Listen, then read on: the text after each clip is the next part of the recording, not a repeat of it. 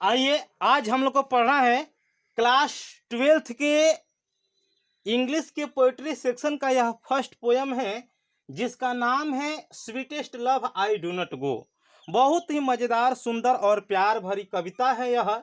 लेकिन इस पोयम को पढ़ने से पहले आइए हम लोग जान जाते हैं उनके बारे में जिन्होंने इस कविता की रचना की है, अर्थात जॉन डन।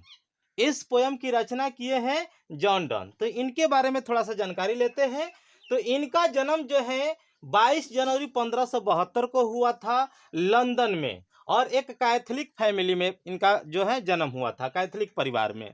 और जिस समय इनका जन्म कैथोलिक परिवार में लंदन में हुआ था, उस समय ब्रिटेन की अर्थात इंग्लैंड की स्थिति ऐसी थी कि इंग्लैंड जो है कैथोलिक विरोधी कंट्री बन चुका था। मतलब वहाँ पे कैथोलिक धर्म के मानने वाले लोगों का बहुत घोर विरोध होता था। जैसे अपने यहाँ भारत में है, जो जिस जिस तरह से अल्पसंख्यकों का विरोध हो रहा है, उस तरह जो है उस समय कैथोलिक का विरोध ब्रिटेन में हुआ करता था। और संजोग से इनका जन्म जो है कैथोलिक परिवार में हुआ था, तो इनका विरोध होना बड़े होने के बाद स्वाभाविक है। अब मैं इनके मृत्यु की बात करूं तो इनकी मृत्यु जो है 31 मार्च 1631 ईस्वी को हो गया। ये पढ़ते थे ऑक्सफोर्ड यूनिवर्सिटी में। लेकिन हुआ का कि इस विश्वविद्यालय से उनको जो है जबरदस्ती निकाल दिया गया, और इस विश्वविद्यालय से वो अपनी पढ़ाई पूरी भी नहीं कर पाए, उनको डिग्री भी नहीं मिल पाई। उन्हें इस विश्वविद्यालय से, यूनिवर्सिटी से जो है जबरदस्ती निकाल दिया गया। और इसलिए निकाल दिया गया कि ये कैथोलिक धर्म के मानने वाले थे। केवल धर्म के कारण जो है इनको इस विश्वविद्यालय से बिना डिग्री हासिल किए हुए निकाल दिया गया। आगे चल करके इनकी शादी हुई थी। इनकी पत्नी का नाम था, वाइफ का नाम था एनी मोर, जिससे इनकी शादी 1601 ईस्वी में हुई। और इनसे संबंधित एक घटना है, चूंकि इनसे यह शादी सीक्रेटली किए थे, चुपके चुपके किए थे। ये इनकी आश्रयदाता, मतलब कि जिस रूम में रहते थे, जिस मकान में रहते होंगे, उन्हीं की यह भतीजी थी, जिनसे ये चुपके चुपके शादी कर लिए थे, जिसके कारण इनको जो है कुछ समय के लिए, मतलब जॉनडन जी को जेल जाना पड़ा। लेकिन ये एनी मोर से बहुत प्यार करते थे, बहुत प्यार करते थे। आगे चल के इनसे जो है इनको 12 बच्चे हुए। लेकिन कहा जाता है कि लगभग 5-6 बच्चे जो हैं जन्म के उपरांत ही उनकी डेथ हो गई, सभी बच्चे नहीं बच पाए। और 1617 ईस्वी में प्रेगनेंसी के दौरान एनी मोर की भी मृत्यु हो गई। तो ये इनके जीवन की बहुत दुखद घटना है। आगे चल के 1615 में 1615 ईस्वी में इन्होंने एक्सेप्टेड एंग्लिकन चर्च, एंग्लिकन धर्म को जो है इन्होंने क्या कर लिया, स्वीकार कर लिया। अब मैं इनकी रचना की विशेषता की बात करूं तो ये लिखते थे सॉन्ग्स, मतलब गीत। सोनेट्स, सोनेट्स का मतलब होता है 14 लाइन की पोयम्स, मतलब 14 पंक्तियों वाली कविताएं, ये सोनेट्स लिखते थे। सेटायर्स का मतलब है कि ये प्रहसन लिखते थे। प्रहसन का मतलब हास्य, कॉमेडी टाइप का हास्य कुछ लिखते थे, हास्य प्रसंग। और एलिगिट्स, एलिगिट्स का मतलब होता है शोक गीत, गम के गीत, जिसे हम लोग अपनी भाषा में कहते हैं। तो ये एलिगिट्स लिखते थे। और सरमन्स का मतलब होता है प्रवचन या उपदेश, जो साधु संत महात्मा लोग देते थे। तो ये उनकी रचना की विशेषता है।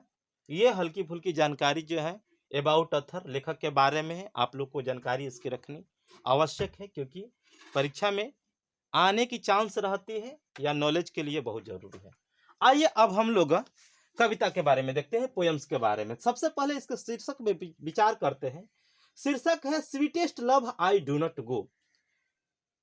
देखिए, इस कविता को भली भांति पढ़ने से, समझने से पहले इस कविता की थीम जानते हैं कि लेखक ने इस पोयम की रचना कब की है।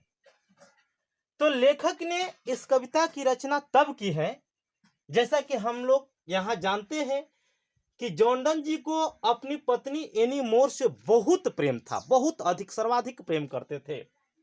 इतना गहरा प्रेम था कि थोड़े पल की जुदाई भी एनी मोर के लिए सहन करना मुश्किल हो जाता था। वो एक पल के लिए भी इनसे जुदा नहीं होना चाहती थी। और एक बार की बात है कि जॉन डोन जी जो है सोचते हैं कि मैं कहीं बाहर जाऊं, थोड़ा सा इंजॉय करूं, घूमूं फिरूं। लेकिन जैसे ही इस बात की जानकारी एनीमोर को मिलती है कि ये हमसे जुदा होकर जाने लगे हैं, तो उनको इस बात की चिंता होने लगती है, तकलीफ होने लगती है। जैसे पत्नियों का यह स्वाभाविक है कि पति के जुदा होने के बाद वह तरह तरह की मन में व्यर्थ की कल्पनाएं करने लगती है कि पता नहीं क्यों जा रहे हैं हमसे दूर, हमसे कहीं उब तो नहीं गए हैं, हमसे कहीं नाराज तो नहीं है। ये तरह तरह की दुनियादारी की बात है। उसी तरह की बात एनीमोर सोचने लगती है, लेकिन कुछ ज्यादा ही वह चिंतित हो जाती है, यहाँ तक कि वह रोने लगती है, तड़पने लगती है, नहीं चाहती है कि वो इनसे दूर जाए। तब अपनी पत्नी एनीमोर को समझाते हुए जॉन डोन जी जो है इस कविता की रचना करते हैं। मतलब उस समय की, उस दौरान की बात लिखते हैं। इस कविता में वही बात की व्याख्या है। जॉन डोन जी अपनी पत्नी को समझा रहे हैं। कैसे समझा रहे हैं, समझिए। कह रहे हैं, sweetest love I do not go. Sweetest का मतलब प्यारा से भी प्यारा, मतलब मेरी प्यारी महबूबा। स्वीटेस्ट लव का मतलब मेरी प्यारी महबूबा, आई डू नॉट गो, मैं नहीं जा रहा हूं। समझा रहे हैं, कह रहे हैं, जब वो तड़प रही है, रो रही है, नहीं चाहती है कि वो उनसे दूर जाए, तब जो है लेखक अपनी पत्नी को समझाते हुए कहते हैं कि sweetest love I do not go, मेरी प्यारी महबूबा, मैं तुमसे दूर नहीं जा रहा हूं। तुम मत सोचो कि मैं तुमसे अलग हो रहा हूं, मैं तुमसे दूर जा रहा हूं। आगे कहते हैं कि फॉर वियरनीज ऑफ दी। वियरनीज का मतलब होता है थक करके, उब करके। दी का मतलब होता है तुम। देखिए, अब इस कविता की एक और विशेषता है कि इस कविता में कुछ ओल्ड मीनिंग दिए गए हैं। ओल्ड मीनिंग का प्रयोग हुआ है, क्योंकि यह कविता भी पुराना है और उस समय वहां के डिक्शनरी में इन सब मीनिंग का प्रयोग होता था। तो कुछ ओल्ड मीनिंग है जो हमारे यहाँ अब नहीं इसका प्रयोग होता है। जैसे यहाँ पर दिया है THEE, दी का मतलब होता है तुम, ये दाऊ का ही एक रूप है। उसी तरह इसमें जैसे यहाँ पर गो, GOE। अब अपने यहाँ जाना का मीनिंग होता है जियो, लेकिन यहाँ पर एक ई एक्स्ट्रा बढ़ गया है। तो कुछ इसी तरह के इसमें ओल्ड मीनिंग का प्रयोग किया गया है। आगे प्रश्नावली में दिया भी गया है कि इनमें से जो ओल्ड मीनिंग है उसको आप छाटिए। तो इसे घबराना नहीं है। ये GOE, गो, गो का मतलब जाना ही है। उसी तरह कई इसमें मीनिंग आएंगे, गौर कीजिएगा आप लोग। समझाते हुए कहते हैं कि sweetest love I do not go, मेरी प्यारी महबूबा, मैं नहीं जा रहा हूं। फॉर वियरनीज ऑफ दी, कि मैं तुमसे उब गया हूं, मैं तुमसे थक गया हूं। तुम ये मत सोचो कि मैं तुमसे उब करके जा रहा हूं, मैं तुमसे थक करके जा रहा हूं। Nor, NOR, nor in the hope the world can show A fitter love for me. Nor और नहीं, नॉर का मतलब नहीं, इन द होप, इस आशा में जा रहा हूं कि द वर्ल्ड, यह संसार, यह दुनिया, इस दुनिया के लोग, can show A fitter love for me, कि मेरे लिए तुमसे भी ज्यादा कोई इस दुनिया में प्यार कर सकता है, प्यार दे सकता है। तुमसे ज्यादा प्यार पाने के उम्मीद में मैं जो हूं, इस मतलब कि तुमसे दूर नहीं जा रहा हूं। जैसे इस तरह के मन में भावना चलने लगती है पत्नियों के मन में, चाहने वालों के मन में, कि कहीं ये हमसे दूर जा रहे हैं, किसी इस उम्मीद में तो नहीं, कोई हमसे ज्यादा प्यार करने वाला तो कोई इनको नहीं मिल जाएगा। इस तरह की बेकार की संभावनाएं जो है, कल्पनाएं जो है मन में उठने लगती है। यहाँ पर भी एनीमोर के मन में उसी तरह की कुछ कल्पनाएं हैं। इसलिए समझा रहा है कि तुम ये मत सोचो कि मैं तुमसे उब करके जा रहा हूं, और नहीं इस आशा में जा रहा हूं कि तुमसे ज्यादा कोई मुझे इस दुनिया में प्यार दे देगा। प्यार पाने के लिए मैं तुमसे दूर नहीं जा रहा हूं। आगे कहते हैं कि बट सिंस, लेकिन चूंकि that I must die at last. At last का मतलब अंत में, आई मस्ट डाई, एक दिन मर ही जाना है। टिस बेस्ट, तो क्यों न अपने जीवन को जो है बेस्ट किया जाए। To use myself in jest, jest का मतलब होता है जोक, मजाक, आनंद। तो क्यों न अपने आप को जो है मजाक मतलब आनंद में कुछ बिताया जाए, अपने जीवन को यूज किया जाए। टू यूज माई सेल्फ मतलब अपने आप का यूज जो है, प्रयोग जो है, उपयोग जो है इन जेस्ट आनंद में किया जाए, मतलब अपने जीवन में कुछ आनंद किया जाए। कहने का मतलब ये है, thus by find death to die, और इस तरह एक अच्छे मृत्यु को, एक शानदार मृत्यु को प्राप्त किया जाए। होता है ना कि अपने जीवन में हम चाहते हैं कि जीते जीवन में कुछ जीवन में आनंद करें, ताकि मृत्यु के समय भी किसी प्रकार की अफसोस न रह जाए। जब मरने की घड़ी आ जाए तो किसी प्रकार की अफसोस न रह जाए कि जीवन में हमने ये नहीं किया, वो नहीं किया। उसी बात को समझाते हैं कि एक दिन मर ही जाना है, तो क्यों ना अपने जीवन में कुछ ऐसा किया जाए कि शानदार मृत्यु मिले, कि मृत्यु के बाद भी जीवन जीने का कोई अफसोस न रह जाए। ये बात समझाते हैं। आगे समझाते हुए कहते हैं, यहां से पैराग्राफ चेंज होता है, उपमा देते हैं, उदाहरण देकर के समझाने की प्रयास करते हैं कि यस्टर नाइट के मतलब कल रात, जो रात बीत गई उसके बारे में कहते हैं। यस्टर नाइट द सन, अब देखिए यहाँ सन का मीनिंग क्या दिया हुआ है, SUNNE, जबकि सन का मीनिंग जो होता है हमारी डिक्शनरी में SUN होता है, यहाँ पर SUNNE दिया, तो ओल्ड मीनिंग है, ये सूरज का ही मीनिंग है। थोड़ा सा 1 मिनट, ये ब्लैक बोर्ड हिल रहा है।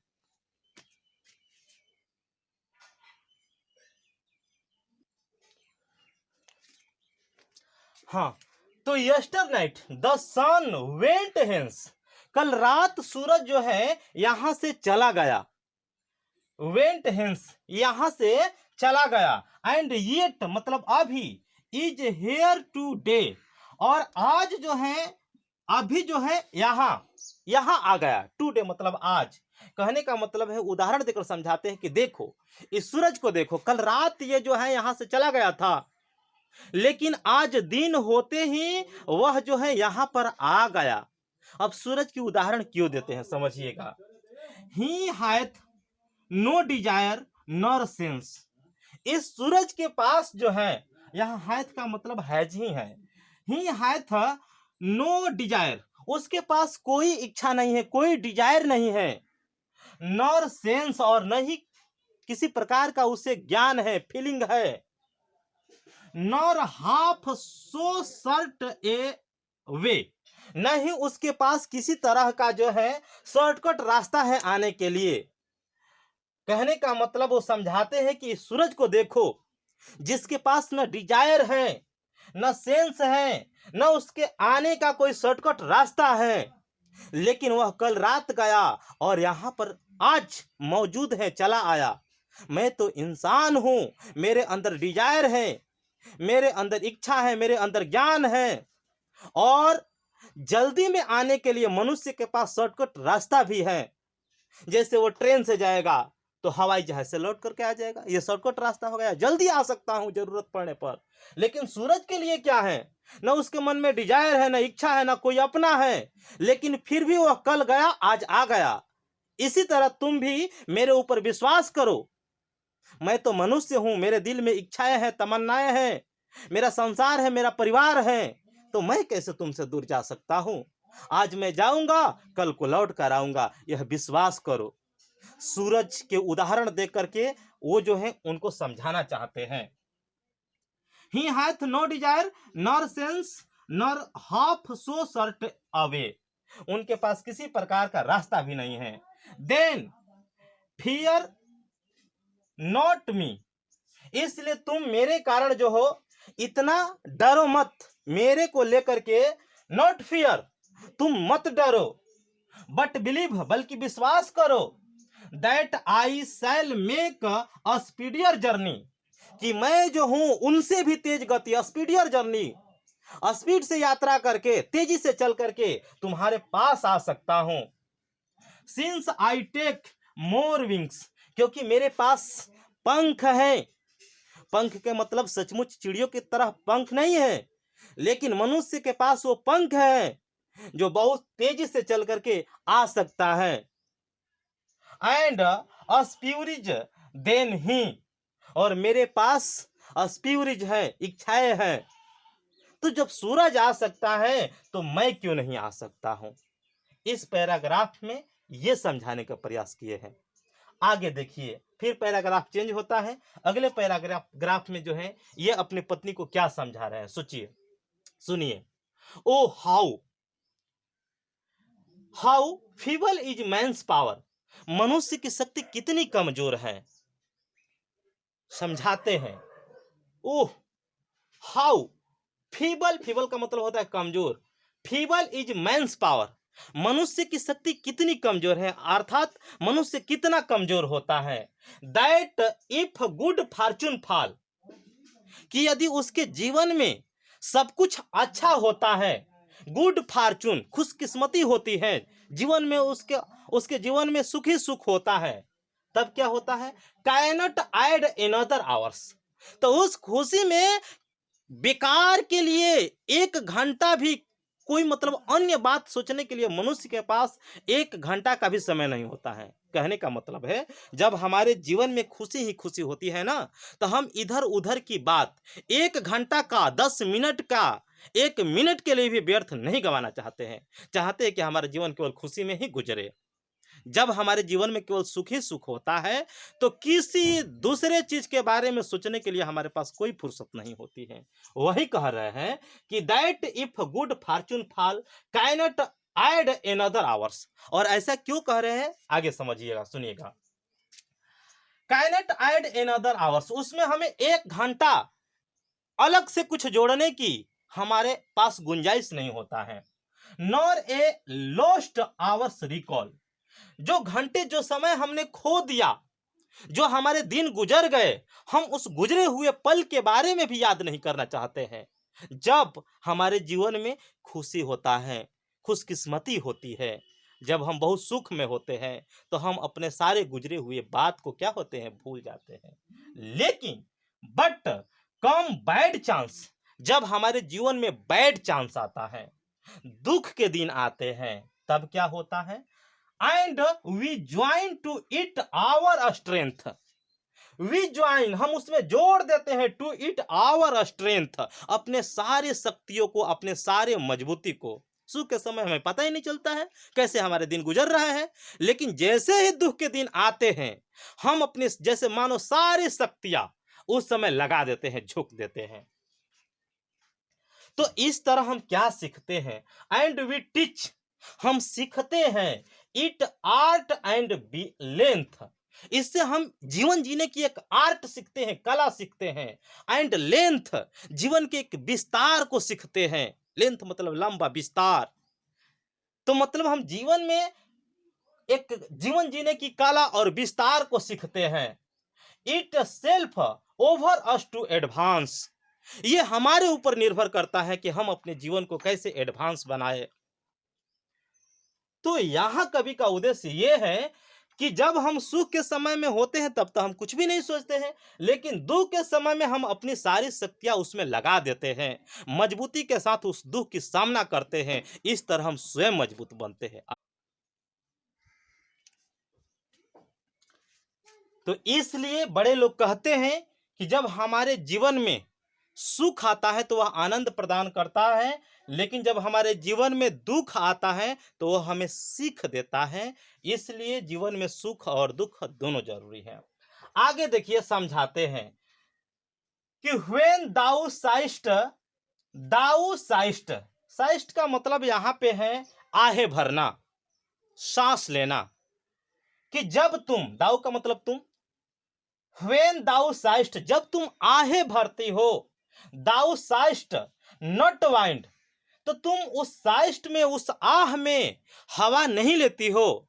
आहे भरना का मतलब जैसे ऐसे करके जब हम आहे भरते हैं, तो जब तुम इस तरह आहे भरती हो तो उस आह में तुम हवा नहीं लेती हो, बल्कि बट साइस्ट माई स्वेल अवे, बल्कि ऐसा लगता है जैसे मेरी आत्मा निकाल लेती हो। जब तुम आहे भरती हो ना, तो मुझे लगता है जैसे मेरे शरीर से मेरी रूह निकल रही है, मेरी आत्मा निकल रही है। ये उन दोनों के बीच के जो है प्रेम को दर्शाता है। आगे कहते हैं कि व्हेन दाउ वीप्स्ट अनकाइंडली काइंड, जब तुम बिलख बिलख कर रोती हो, my life blood doth decay, तो इस तरह मेरे जीवन का, मेरे शरीर का जैसे मानो रक्त जो है डीके हो रहा है, क्षय हो रहा है।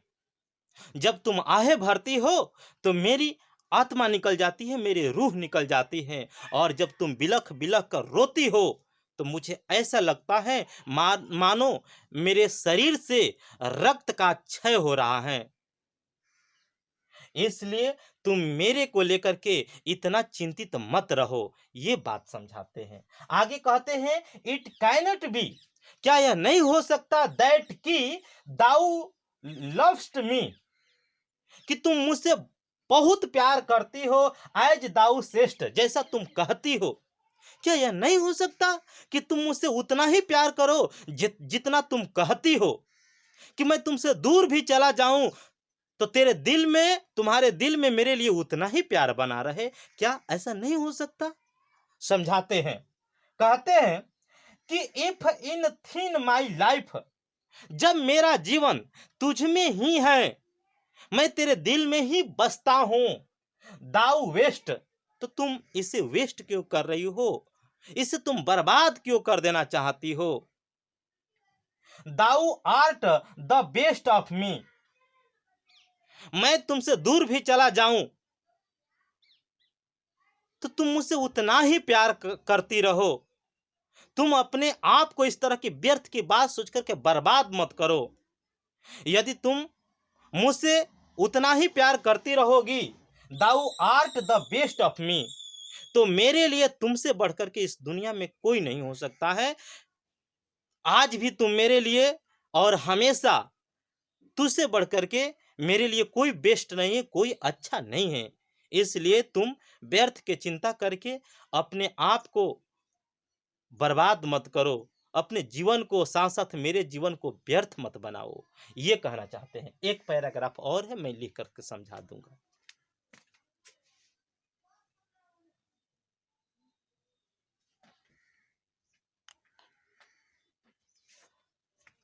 अब देखिए, इस कविता के अंतिम पैराग्राफ में समझाते हुए कहते हैं कि लेट नॉट दाई डिविनिंग हर्ट, अब चलो ऐसा सोचना बंद कर दो, तुम अपने डिविनिंग हर्ट, अपने दिव्य हृदय में, दिव्य दिल में जो है इस तरह की बातें, बेकार की बातें मत सोचो।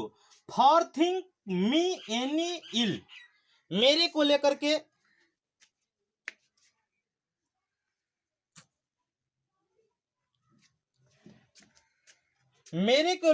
के किसी पूर्वानुमान, मतलब पहले ही किसी भी प्रकार के बुरी बात मत सोचो। जैसा कि कहा जाता है कि किसी काम को करने से पहले मन में बेकार की बातें नहीं सोचनी चाहिए। क्यों नहीं सोचनी चाहिए? डेस्टिनी में दाई पार्ट, ये जो किस्मत है, डेस्टिनी जो है, ये जो है इस हर्ट की पार्ट होती है। जब हम मन में गलत सोचेंगे, दिल में गलत सोचेंगे, तो हमारी किस्मत में भी कुछ उसी तरह की बातें होती है, घटनाएं घटती हैं। इसलिए कुछ होने से पहले ही मन में बुरी बुरी बातें नहीं सोचना चाहिए, बुरा ख्याल नहीं आना चाहिए, ये समझाते हैं। कहते हैं कि and may thy fears fulfil, तुम मेरे को लेकर के भयभीत मत रहो, डरे मत रहो, क्योंकि तुम मेरे बारे में जितना ही गलत सोचोगी उतना ही जीवन में बुरा होने का चांस रहता है। बट थिंक, बल्कि सोचो, दैट वी, कि बल्कि हम, we are but turned aside to sleep, कि हम जीवन में एक करवट ले रहे हैं। जैसे होता है ना कि अलग अलग करवट करके हम लोग सोए रहते हैं, और दूसरे पल जो है एक दूसरे के जो है आमने सामने हो जाते हैं। तो ऐसा ही सोचा ना कि हमारे जीवन में ये जो थोड़े पल की जुदाई है, ये थोड़े पल की करवट की तरह है। हम दो जो है जीवन में एक ही बिस्तर पर दो करवटें लिए हैं, और अगले करवट जो है हम एक दूसरे के आमने सामने होंगे। तो ये जीवन में एक हमारा जो है करवट है। कह रहे हैं कि but think that we are but turned aside to sleep, बल्कि सोचो कि हम लोग जो है ये थोड़े पल के जो जुदाई है ये जीवन में एक छोटे से करवट की भांति है, करवट की तरह है।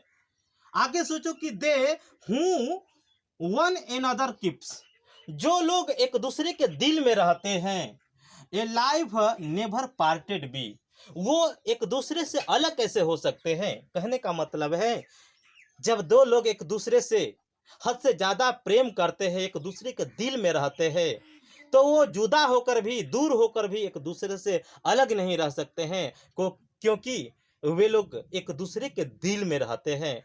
तो मैं तुम्हारे दिल में रहता हूँ, तुम मेरे दिल में रहती हो, तो ये थोड़े पल के जुदाई से हम लोग जुदा नहीं हो जाएंगे, अलग नहीं हो जाएंगे, बल्कि हम हमेशा एक बने रहेंगे, ऐसा सोचो। तो ये था एक प्यार भरा कविता। धन्यवाद।